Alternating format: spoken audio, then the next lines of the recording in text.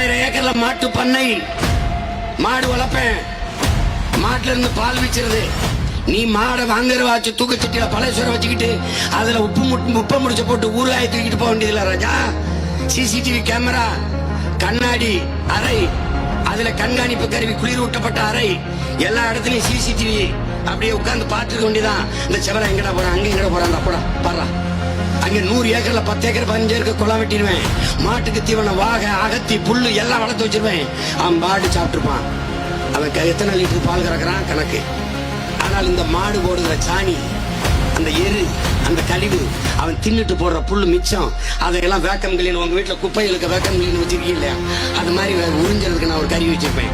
சக்குன்னு சாணியை ஒரு வீட்டு ட்ரக்கில் ஏற்ற வேண்டியதான். டிராக்டர்ல ஓட்டிக்கொண்டு அங்க 100 ஏக்கர்ல குப்பை கிடங்கு வச்சிருப்பேன். அங்கே வண்டி கொட்டணும்,